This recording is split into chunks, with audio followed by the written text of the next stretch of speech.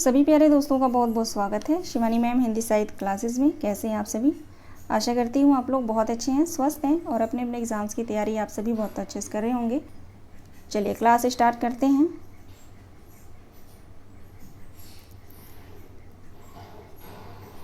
देखते हैं आज का पहला प्रश्न। राग दरबारी उपन्यास के संदर्भ में असत्य कथन बताइए। राग दरबारी उपन्यास के संदर्भ में असत्य कथन बताइए।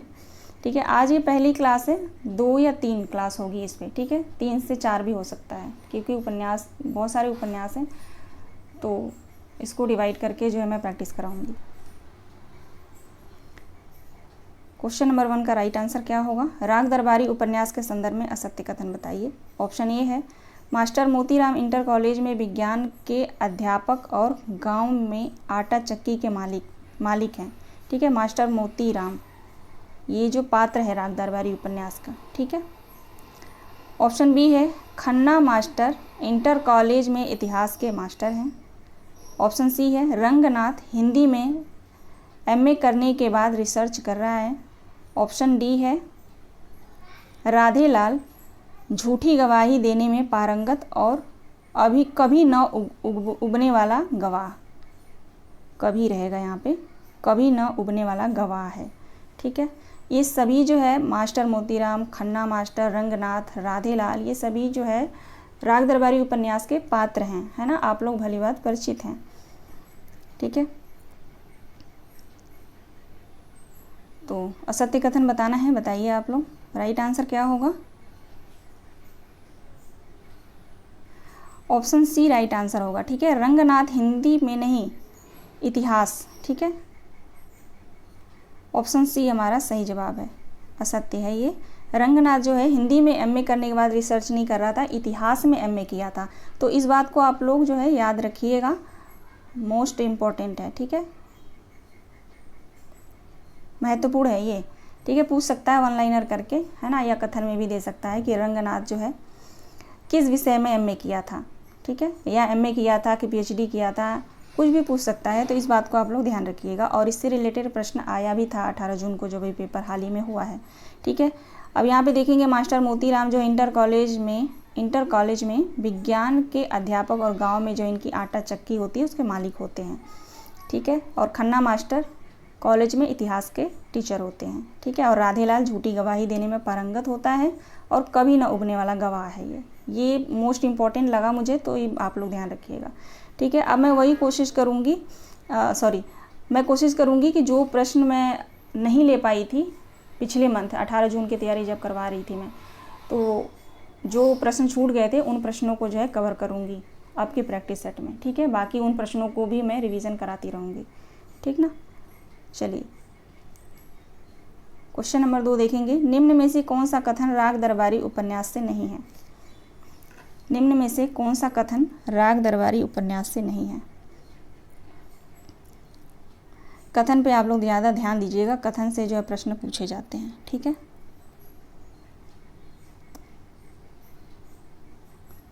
Question number 2।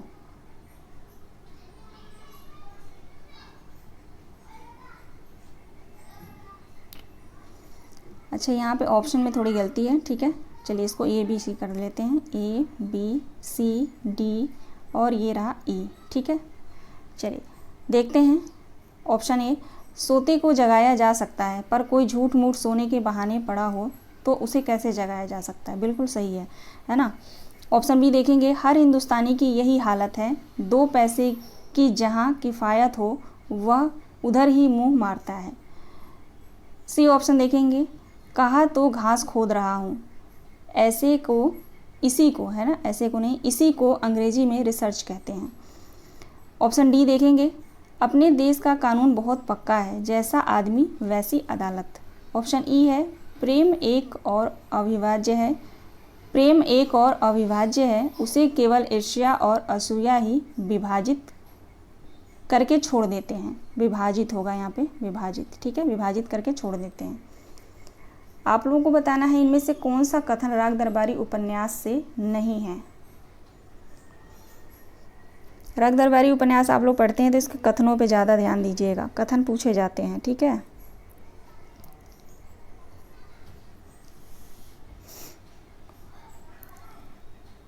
राइट आंसर हो जाएगा ऑप्शन ई। ठीक है, ऑप्शन ई बिल्कुल सही जवाब है।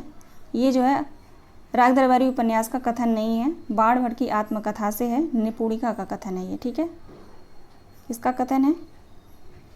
निपुणिका का, बाढ़ भट्ट की आत्मकथा उपन्यास से। ठीक, तो राइट आंसर ऑप्शन ई हो जाएगा। ई ऑप्शन राइट होगा। चलिए तीसरे प्रश्न पे। प्रश्न है, निम्न में से कौन सा कथन झूठा सच उपन्यास के संबंध में सही नहीं है? निम्न में से कौन सा कथन झूठा सच उपन्यास के संबंध में सही नहीं है? संपूर्ण कथा ऐतिहासिक परिप्रेक्ष्य में लिखी गई है। दूसरा ऑप्शन है, पहले भाग में सांप्रदायिक दंगों का चित्रण किया गया है। सी ऑप्शन है, दूसरे भाग की कथा विभाजन के बाद की है। डी ऑप्शन है, संपूर्ण कथा कल्पनात्मक परिप्रेक्ष्य में लिखी गई है। कौन सा कथन सही नहीं है बताइए? राइट आंसर ऑप्शन ए होगा। संपूर्ण कथा ऐतिहासिक परिप्रेक्ष्य में लिखी गई है, नहीं लिखी गई है, नहीं होना चाहिए। संपूर्ण कथा जो है ऐतिहासिक परिप्रेक्ष्य में नहीं लिखी गई है। ठीक है, और यहाँ पे मैंने लिख दिया है लिखी गई है, तो राइट आंसर हमारा ऑप्शन ए हो जाएगा।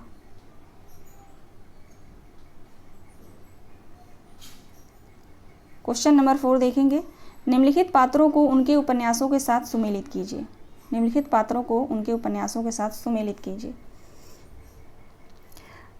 यहाँ पे 2 मिनट मेरी बात आप लोग सुन लीजिएगा। जैसे कि आप लोग को कोई क्वायरी हो ना, आप लोग किसी टॉपिक पे चाह रहे हो प्रैक्टिस कराना जहाँ पे आपको नहीं समझ में आ रहा हो, ठीक है, जैसे उपन्यास में ले लीजिए। उपन्यास में भी जो है कई उपन्यास ऐसे हैं जो प्रकरण में या उच्छ्वासों में विभाजित हैं। ठीक है, तो इसको आप लोग अलग करके इसको थोड़ा सा प्रैक्टिस करने की कोशिश करिएगा, क्योंकि उच्छ्वासों से विभाजित जो हैं अलग अलग विभाजन से जो है पूछा जा रहा है प्रश्न। ठीक है, तो मेरे कहने का मतलब है कि जहाँ पे आपको कोई परेशानी आ रही है तो आप लोग कमेंट के माध्यम से मुझे बता दीजिएगा, चाहे टेलीग्राम पे या इसी वीडियो के डिस्क्रिप्शन बॉक्स में बता दीजिएगा। ठीक है, बिल्कुल सीरियस होकर आप लोग जो तैयारी करिए। दोबारा मौका मिला है, री एग्ज़ाम जो है आप लोग का जो होने वाला है, ये दोबारा ही चांस आप लोगों को मिला है। ठीक है, जो जिनका पेपर ख़राब हो गया, जिनका अच्छा हुआ है उनका और अच्छा होगा। ठीक है, वो चिंता ना करें। जिनका पेपर ख़राब हो गया है किसी कारण, कोई स्टूडेंट जो है, बहुत सारे स्टूडेंट हैं जो किसी कारण नहीं दे पाए हैं, उनको भी दोबारा चांस मिला है, तो इसको आप लोग ज़ाया मत करिएगा। बहुत अच्छे से तैयारी करिएगा आप लोग। ठीक है, और मैं कराऊंगी तैयारी, आप लोग जो है जुड़े रहिएगा मुझसे। बाकी अपना सेल्फ स्टडी आप लोग पूरी मेहनत पूरी ईमानदारी के साथ करते रहिए। ठीक, क्वेश्चन नंबर 4 का राइट आंसर क्या होगा, चलिए देखते हैं।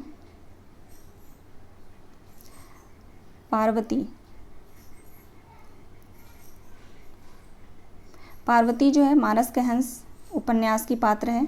कनक झूठा सच उपन्यास की पात्र है। बेला जो है राग दरबारी, और विंद्रोही जो है जिंदगी नामा उपन्यास से। ठीक है, 2 3 4 1 ऑप्शन बी, 2 3 4 1 राइट आंसर हो जाएगा।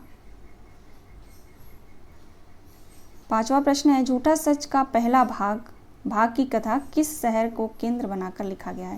यानी झूठा सच उपन्यास का जो पहला भाग है उसकी कथा जो है किस शहर को केंद्र में लेकर या बनाकर लिखा गया है?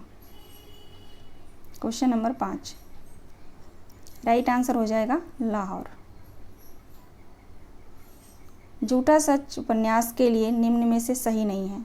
झूठा सच उपन्यास में निम्न में से कौन सा जो है सही नहीं है? राइट आंसर क्या होगा?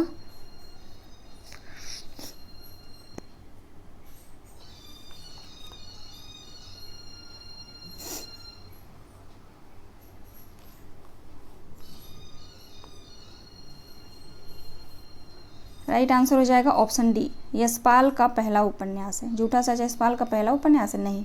ठीक है, ऑप्शन डी, पहला उपन्यास यशपाल का कौन सा होगा? दादा कामरेड ना, दादा कामरेड। ठीक है, दादा कामरेड जो है यशपाल का पहला उपन्यास है। उसके बाद देशद्रोही है, फिर दिव्या है, फिर का पार्टी कामरेड है, फिर मनुष्य के रूप में अमिता, झूठा सच भाग 1, झूठा सच भाग 2, 12 घंटे, अप्सरा का श्राप, क्यों फंसे, तेरी मेरी उसकी बात। ठीक है, इसको ट्रिक के माध्यम से मैंने बताया है, सरस्वती पांडे गोविंद पांडे की बुक से जो मैं क्लास लिया था मैंने। ठीक है, तो इसलिए मुझे बहुत अच्छे से याद है। ठीक है, तो यहाँ पे यशपाल का जो है पहला उपन्यास है दादा कामरेड। ठीक है, एक बार बता देती हूँ मैं आप लोगों को ट्रिक कैसे है ये। ठीक है, क्योंकि मोस्ट इम्पॉर्टेंट है, यहाँ से प्रश्न आता है उपन्यास से, यानी यशपाल के जो सभी उपन्यास हैं वहाँ से प्रश्न आता है। ध्यान से सुनिएगा आप लोग। ठीक है, यशपाल का जो उपन्यास है पहला उपन्यास है दादा कामरेड। ठीक है, दादा कामरेड जो है देशद्रोही होते हैं। ठीक है, क्योंकि वो दिव्या के पार्टी कामरेड हो जाते हैं। उसी समय जो है मनुष्य के रूप में अमिता आती है, झूठा सच भाग 1 बोलती है, झूठा सच भाग 2 बोलती है 12 घंटे तक। ठीक है, तभी उसको अप्सरा का श्राप मिल जाता है। फिर वो कहती है क्यों फंसी मैं, यानी क्यों फंसे। ठीक है, क्यों फंसे, तेरी मेरी उसकी बात। ठीक है, तेरी मेरी उसकी बात लास्ट है। आशा करती हूँ समझ गए होंगे आप लोग। ठीक है, चलिए आगे देखते हैं। अगला प्रश्न है, राग दरबारी उपन्यास में कौन सा पात्र छंगामल इंटर कॉलेज के मैनेजर और कोऑपरेटिव यूनियन के मैनेजिंग डायरेक्टर है? वैद्य जी, रंगनाथ, रूपन बाबू, बद्री पहलवान। ये बात आप लोग ध्यान रखिएगा, उपन्यास पढ़ रहे हो चाहे कहानी पढ़ रहे हो, उसमें कुछ संस्थाएं दी गई हैं, उस संस्था का नाम याद रखिएगा। और उसमें जो पात्र है उस पात्र की क्या विशेषता है वो आप लोग बहुत अच्छे से ध्यान रखिएगा। ठीक है, जैसे इसमें जो है राग दरबारी में ऐसा कौन सा पात्र है जो छंगामल इंटर कॉलेज के मैनेजर और कोऑपरेटिव यूनियन में मैनेजिंग डायरेक्टर रहता है? वो है वैद्य जी। ठीक है, वैद्य जी राइट आंसर हो जाएगा ऑप्शन ए। चलिए, पूरी कोशिश यही है कि जो प्रश्न छूट गए थे उन प्रश्नों को मैं करा दूं, ताकि कुछ भी प्रश्न जो है छूटने ना पाए। ठीक है, क्वेश्चन नंबर 8 देखिए। उपन्यासों का उनके पात्रों के साथ सुमेलित कीजिए। उपन्यासों को उनके पात्रों के साथ सुमेलित कीजिए। रंगभूमि उपन्यास का पात्र कौन होगा? सोफिया, है ना, सोफिया। झूठा सच तारा, त्यागपत्र मृणाल, अंधेरे बंद कमरे में Nilima. Right answer option C हो जाएगा 5 4 1 2। 5 4 1 2 राइट आंसर होगा। चलिए आगे बढ़ते हैं। अगला प्रश्न है, निम्नलिखित उपन्यासों को उनके पुरुष पात्रों के साथ सुमेलित कीजिए। पुरुष पात्रों के साथ, पात्रों से जो मैंने क्लास ही ले लिया है, बहुत आसान कर दिया है मैंने आप लोगों के लिए। अलग अलग हर यूनिट का, यानी कहानी का, उपन्यास का, नाटक का, तीनों का जो है पात्रों से संबंधित जो PYQ जो प्रश्न आए हुए हैं अभी तक, उनको भी लिया है और अपने तरफ से मैंने MCQ भी उसमें बनाया है। ठीक है, तो अगर वो क्लास आप लोग नहीं देखे हैं तो उस क्लास का जो है लिंक जो है डिस्क्रिप्शन बॉक्स में मैं डाल दूँगी, तो आप लोग ज़रूर देख लीजिएगा। बहुत महत्वपूर्ण है वो क्लास आप सभी के लिए। ठीक है, क्योंकि बहुत इतना आसान नहीं है सभी पात्रों को ढूंढ के एक जगह इकट्ठा करके क्वेश्चंस बनाना, बहुत टाइम लगेगा, आप लोग खुद समझ सकते हैं। तो मेरा काम है आप लोगों को बताना और आप लोगों का काम है उस क्लास को देखना, तो ज़रूर देख लीजिएगा आप लोग। क्वेश्चन नंबर 9 का राइट आंसर हो जाएगा। चलिए मिलान कर लेते हैं एक बार। देवी दीन गबन उपन्यास का पात्र है। कीर्ति वर्मा जो है नीला चांद, और ओंकार नाथ गोदान उपन्यास से है कुंदन किस्सा गुलाम। ठीक है, राइट आंसर हो जाएगा 4 1 5 2 ऑप्शन ए, 4 1 5 2। ठीक है, क्वेश्चन नंबर 10, बाढ़ भटकी आत्मकथा के मुख्य पात्र हैं। बाढ़ भटकी आत्मकथा के मुख्य पात्र हैं। पात्रों से बहुत कम ही प्रश्न मैंने लिया है, 3-4 प्रश्न होंगे, क्योंकि पात्रों से मैंने अलग ही क्लास लिया है, तो मैंने सोचा कि उसी क्लास को आप लोग देखिए। क्वेश्चन नंबर 10 का राइट आंसर हो जाएगा ऑप्शन 2, ACD, बाढ़ भट्ट, निपुणिका और भट्टनी, ये तीनों जो है मुख्य पात्र हैं। ठीक है, और महामाया सुचरिता जो है गौड़ पात्र हैं।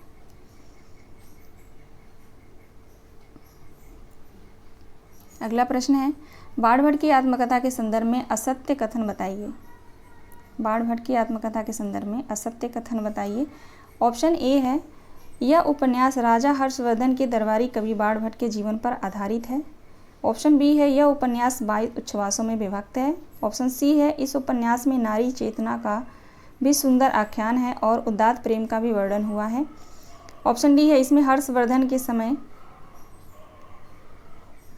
ब्राह्मण होगा यहाँ पे, ठीक है। हर्षवर्धन के समय ब्राह्मण और बौद्ध धर्म के टकराव को भी उपन्यास का हिस्सा बनाया गया है। राइट आंसर क्या होगा? Question number 11।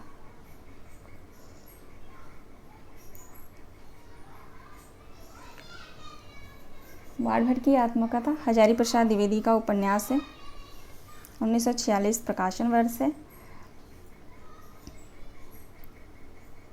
Option B right answer हो जाएगा। यह उपन्यास 22 उच्छ्वासों में नहीं है, ठीक है, 20 उच्छ्वासों में है, ठीक है, 20 उच्छ्वासों में।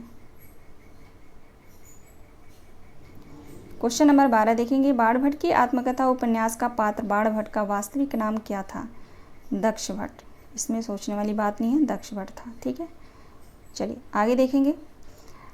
शायद मृत्यु का ज्ञान और जीवन की कामना एक ही चीज़ है। जीवन प्यारा है या नहीं, इसकी कसौटी यही है कि उसे बिना खेद के लुटा दिया जाए, क्योंकि विराट प्रेम मौन ही हो सकता है। जो अपना प्यार कह सकते हैं उनका प्यार ऊंचा है। यह कथन किस उपन्यास से है? यह कथन किस उपन्यास से है?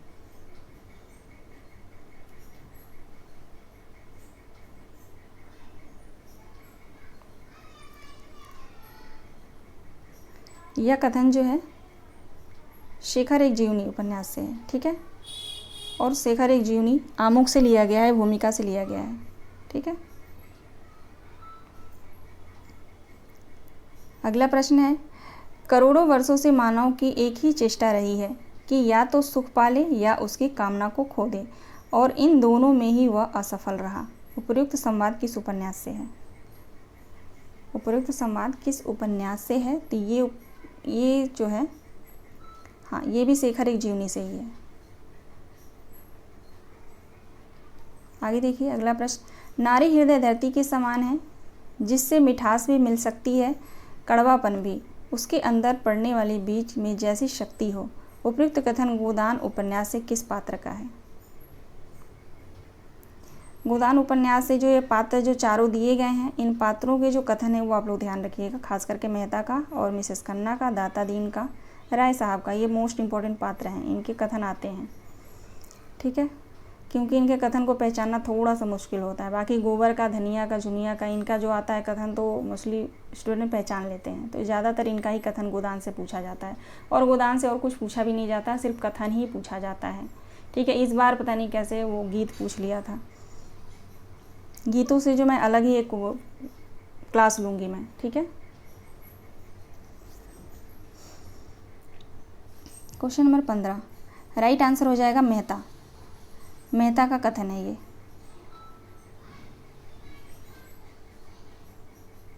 क्वेश्चन नंबर 16 देखेंगे।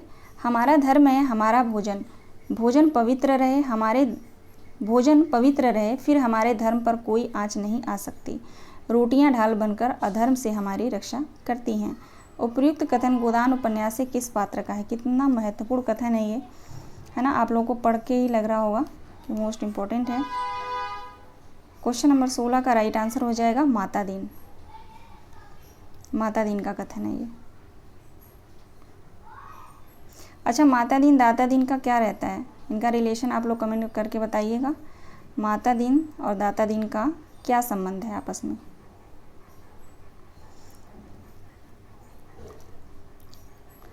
क्वेश्चन नंबर 17, गोदान उपन्यास का पात्र गोबर के व्यक्तित्व के संदर्भ में असत्य बताइए।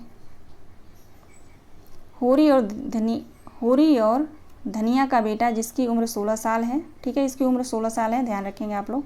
उपन्यास के आरंभ में, यानी उपन्यास के आरंभ में इसकी उम्र 16 साल रहती है, ठीक है। ऑप्शन बी है, मुंह पर असंतोष और विद्रोह की भावना है। सांवला रंग है, गहरा युवक है। ऑप्शन डी है, लखनऊ में पहले अपना खोचा बनाता है, फिर बाद में गन्ना मिल में नौकरी करता है। या इनमें से कोई नहीं? तो इनमें से कोई नहीं, ठीक है, इनमें से कोई नहीं है। असत्य कथन कोई नहीं है, सभी सत्य हैं। राइट आंसर ई होगा। क्वेश्चन नंबर 18, देवरानी जेठानी की कहानी उपन्यास के संदर्भ में असत्य कथन बताइए। देवरानी जेठानी की कहानी के संदर्भ में असत्य कथन बताइए।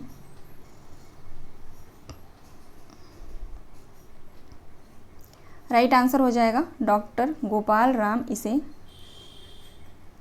हिंदी का पहला उपन्यास नहीं मानते। नहीं माना है, ठीक है, नहीं है यहाँ पे तो ये गलत हो जाएगा, माना है, ठीक है।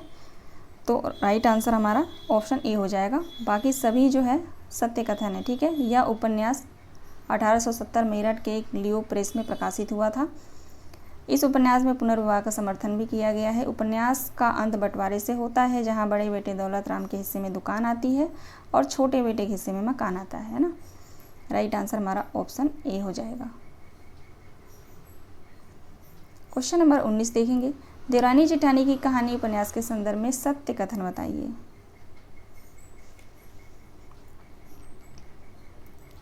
सत्य कथन बताना है। देखिए जितने भी प्रश्न मैं करा चुकी हूँ वो बहुत ही महत्वपूर्ण प्रश्न है, क्योंकि वो बहुत डीप पढ़ के मैंने, अब उससे भी ज़्यादा डीप मैं पढ़ रही हूँ। जहाँ पे मैंने छोड़ दिया था वो मैंने निशान लगा रखा है कि मैंने कहाँ कहाँ पे छोड़ा है, इसको नहीं पढ़ा है, यहाँ से प्रश्न नहीं लिया है, उनको मैंने छोड़ रखा है, ठीक है।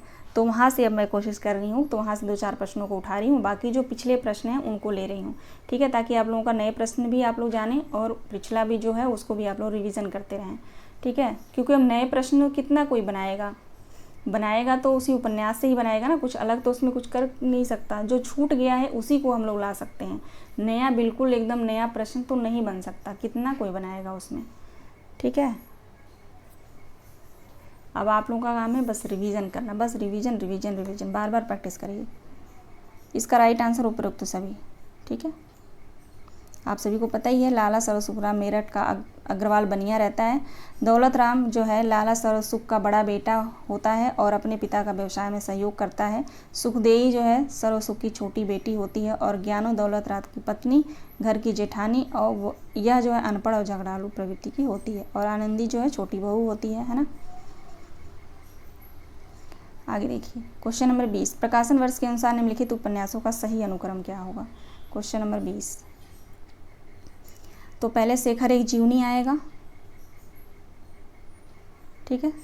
शेखर एक जीवनी 40-41 भी माना जाता है, ठीक है। और इसका जो दूसरा भाग जो है, दूसरा भाग 44। उसके बाद बाढ़ भट्ट की आत्मकथा 1946। मैला आंचल 1954। तमस 1973, ठीक है। राइट आंसर हो जाएगा 4, 3, 2, 1। पहले 4 आएगा, फिर 3 आएगा, 2, 1, ठीक है, ऑप्शन ए। क्वेश्चन नंबर 21 देखेंगे। मानस का हंस उपन्यास कुल कितने अंकों में विभाजित है। मानस का हंस उपन्यास जो है वो कितने अंकों में विभाजित है। 31 अंकों में विभाजित है, ध्यान रखेंगे आप लोग। चलिए आगे देखते हैं, कथन दिए गए हैं, ठीक है। देखते हैं पहला कथन। यह उपन्यास 4 जून सन 1971 ईस्वी तुलसी स्मारक भवन अयोध्या में लिखना प्रारंभ करके 31 मार्च 1972 रामनवमी के दिन लखनऊ में पूरा किया गया। कथन 2 है, इस उपन्यास में जो है चिरंजीवी भगवंत प्रसाद पांडे ने मेरे लिपिक का काम किया। नीचे दिए गए विकल्पों में से सही उत्तर का चयन कीजिए। तो ये दोनों कथन बिल्कुल सही है, ठीक है, याद रखेंगे आप लोग। आगे देखेंगे। निम्नलिखित आंचलिक उपन्यासों को उनके लेखकों के साथ सुमेलित कीजिए। निम्नलिखित आंचलिक उपन्यासों को उनके लेखकों के साथ सुमेलित कीजिए। Question number 23।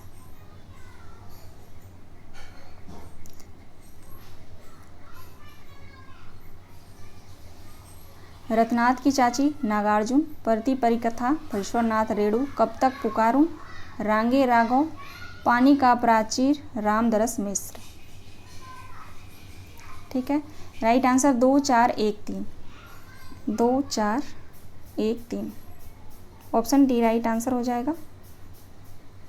चलिए आगे बढ़ते हैं। अगला प्रश्न है, जिंदगी नामा के संदर्भ में सही नहीं है। जिंदगी नामा उपन्यास के संदर्भ में सही नहीं है, ये पूछा जा रहा है। ऑप्शन ए है, इसका कालखंड इस शताब्दी के पहले मोड़ पर खुलता है। इसका कालखंड इस शताब्दी के पहले मोड़ पर खुलता है।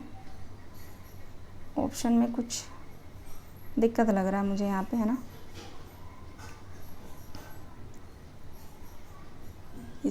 का कालखंड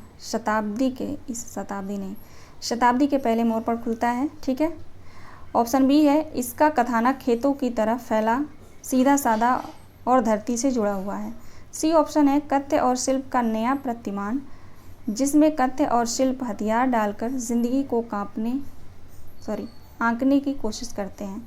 ऑप्शन डी है, यह मन्नू भंडारी द्वारा लिखा गया उपन्यास है। यह कृष्णा सोबती का पहला उपन्यास है। अच्छा, इसमें ना टाइपिंग मिस्टेक है थोड़ा, 2 कथन यहाँ पे दोनों गलत है ये। ठीक है, कृष्णा सोबती का पहला उपन्यास नहीं है, तो ये कथन को काट ही दीजिए। ठीक है, हमारा राइट आंसर ऑप्शन डी हो जाएगा। डी ऑप्शन जो है राइट होगा। ठीक है, यह मन्नू भंडारी द्वारा लिखा गया उपन्यास नहीं है, कृष्णा सोबती का उपन्यास है ये। ठीक है,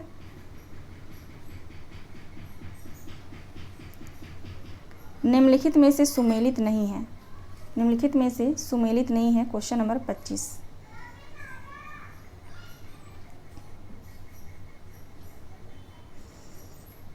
राइट आंसर हो जाएगा ऑप्शन ए, शाहजी। शाहजी जो है जमींदार नहीं, साहूकार होते हैं।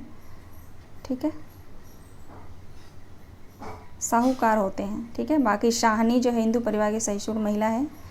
काशी शाह जो है शाहजी का छोटा भाई है, और अजय शकुन पति पत्नी है। बिल्कुल सही है, ये सुमेलित है। राइट आंसर हमारा ऑप्शन ए हो जाएगा। क्वेश्चन नंबर 26 देखेंगे। हर बंदा अपने पिता का अवतार है, याद रखो। अवतार वह जिसके मुंह माथा है, धड़ है, आगा है, पीछा है। मेरे बच्चों, अवतार वह जो धरती हल से जोतकर पानी से सींचता है, तृप्त करता है, बीज बोता है, फसलें उगाता है। किस उपन्यास का कथन है ये? यह कथन किस उपन्यास से है? जिंदगी नामा से है। ठीक है, जिंदगी नामा उपन्यास से। आपका बंटी उपन्यास के संदर्भ में सही नहीं है। आपका बंटी उपन्यास के संदर्भ में कौन सा कथन सही नहीं है? ऑप्शन सी जो है हमारा राइट आंसर होगा। ये जो कथन है सही नहीं है। ठीक है, क्योंकि इसका प्रकाशन वर्ष जो है 1971 है ना। चलिए क्वेश्चन नंबर 28 देखेंगे। निम्नलिखित में से सुमेलित नहीं है। शकुन बंटी की माँ, बिल्कुल सही। अजय बंटी का पिता, बिल्कुल सही। मीरा अजय की दूसरी पत्नी, बिल्कुल सही। टीटू बंटी का सौतेला भाई नहीं, दोस्त होता है। ठीक है,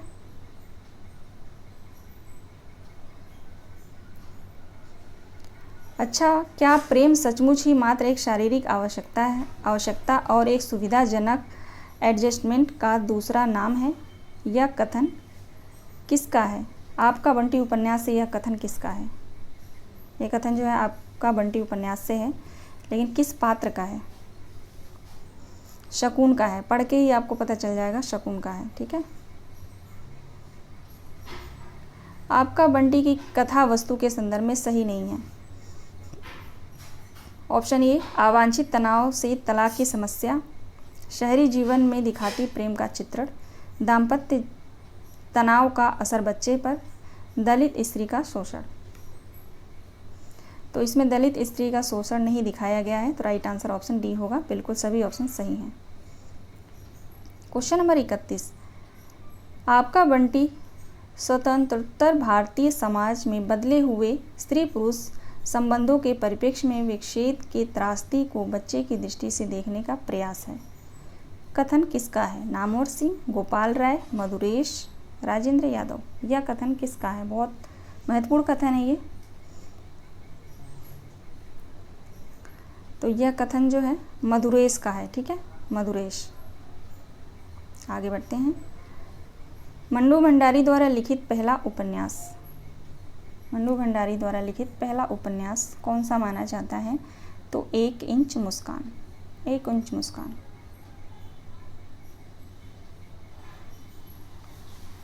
आगे चलिए, अगला प्रश्न है, यह मेरा उपन्यास मेरी किशोरावस्था की कुछ अविस्मरणीय स्मृतियों और उनके दामन में छिपी एक अदम्य वेदना की उपज है। यह कथन किस उपन्यासकार द्वारा कहा गया है? कृष्णा सोबती, जिंदगी नामा, आपका बंटी, मन्नू भंडारी, जगदीश चंद्र, धरती धन्य अपना, या अज्ञे शेखर एक जीवनी। Question number 33। तो यह जो कथन है वो जगदीश चंद्र का है, किस उपन्यास से? धरती धन्य अपना। ठीक है, राइट आंसर ऑप्शन सी हो जाएगा।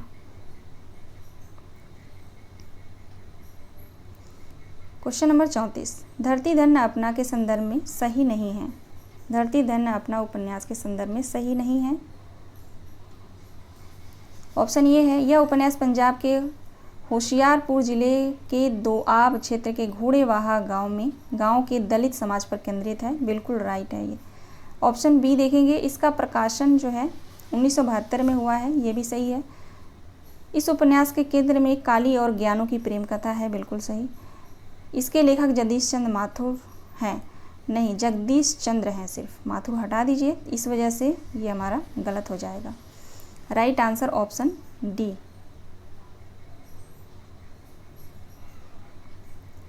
क्वेश्चन नंबर 35, जगदीश चंद्र द्वारा लिखित पहला उपन्यास। जगदीश चंद्र द्वारा लिखा गया पहला उपन्यास। क्वेश्चन नंबर 35, पहला उपन्यास जो इनका है यादों का पहाड़, प्रकाशन वर्ष है 1966। ठीक है, फिर है धरती धन्य अपना, प्रकाशन वर्ष 1972। फिर है नरक कुंड में वास, नरक कुंड में वास, इसका प्रकाशन वर्ष है 1994। 1994 प्रकाशन वर्ष आप लोग ध्यान रखिएगा। फिर है लाट की वापसी, इसका प्रकाशन वर्ष है 2000।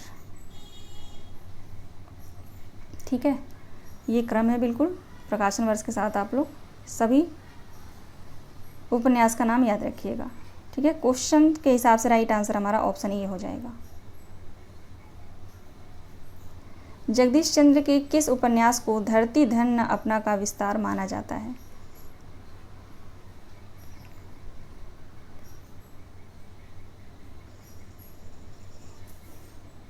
जगदीश चंद्र के किस उपन्यास को धरती धन्य अपना जो उपन्यास है उसका विस्तार माना जाता है? तो नरक कुंड में वास। ठीक है, प्रकाशन वर्ष क्या बताया? नरक कुंड में वास 1994। 94 में 9 जो है साउंड आ रहा है और नरक कुंड में 9 साउंड आ रहा है, तो इसलिए ये प्रकाशन वर्ष आप लोग याद रखिएगा, कभी नहीं भूलेगा। अगला प्रश्न है क्वेश्चन नंबर 37, धरती धन्य अपना उपन्यास जगदीश चंद्र ने किसको समर्पित किया है? तो सोम आनंद को समर्पित किया है, सोम आनंद। आगे बढ़ते हैं क्वेश्चन नंबर 38, मैं तो ज़मीन के एक इस टुकड़े को भी जायदाद नहीं समझता, मैं तो सिर्फ मलबे का मालिक हूँ। किसका कथन है? धरती धन्य अपना उपन्यास से यह कथन है, किस पात्र का है? किस पात्र का कथन है ये? काली का कथन है। ठीक है, काली का। आगे देखिए क्वेश्चन नंबर 39, ब्याह के बिना जिंदगी भी सुलगती लकड़ी की ही तरह है, जिसमें सिर्फ धुआं निकलता है। वह आंखों में आंसू तो ला देता है लेकिन गरमाइश नहीं पहुंचाता। यह कथन धरती धन्य अपना उपन्यास से किस पात्र का है? मिस्त्री का है। क्वेश्चन नंबर 40 और लास्ट प्रश्न है आज की क्लास का, जिस तरह बड़ी मछली छोटी मछली को खाती है उसी तरह बड़ा तबका छोटा तबके को एक्सप्लॉइट करता है। यह कथन धरती धन्य अपना उपन्यास से किस पात्र का है? विशनदास। ठीक है, विशनदास। काली भी पात्र है, ज्ञानो भी है, बंतु भी है, विशनदास भी है, मिस्त्री भी है। ठीक है, और एक पादरी भी है इसमें। ठीक है ना, तो आप लोग, आशा करती हूँ कि आप लोग जो है सभी प्रश्नों को सॉल्व किए हैं। ठीक है, आज का ये लास्ट प्रश्न है, तो बहुत बहुत धन्यवाद आप सभी का क्लास में बने रहने के लिए। मुझे पता है आप लोग ज़रूर सॉल्व करेंगे प्रश्नों को। जो रेगुलर बच्चे मेरे से जुड़े हैं वो मेरे को मैसेज भी करते हैं मुझे कि मैम प्रैक्टिस स्टार्ट कर दीजिए। जो नए स्टूडेंट हैं उनको मैं बता दूं कि आप लोग जो है इस चैनल से अगर सब्सक्राइब नहीं किए हैं मेरे चैनल को, सब्सक्राइब ज़रूर कर लीजिएगा और इस चैनल से जुड़े रहिएगा, क्योंकि री एग्ज़ाम के लिए जो मैं डेली प्रैक्टिस करा रही हूँ। ठीक है, और बहुत सारे प्रैक्टिस मैंने पहले से करा दिया है, और मैंने नाटक, उपन्यास, कहानी, ये सब कुछ जो है मैंने बहुत अच्छे से पढ़ाया हुआ है। तो आप लोग जो है मेरे चैनल पे विजिट करिएगा और शिवानी मैम हिंदी साहित्य क्लासेज लिखिएगा तो सभी जो क्लासेज हैं वो आ जाएंगी। ठीक है, अगर नहीं मिलती हैं तो आप लोग मुझे मैसेज करिएगा, मैं वो लिंक भेज दूँगी। ठीक है, बाकी अगर कोई परेशानी है, कोई दिक्कत है तो आप लोग मैसेज के थ्रू मुझे बता सकते हैं। ठीक है ना। मिलते हैं नेक्स्ट वीडियो में। सभी दोस्तों का बहुत बहुत धन्यवाद।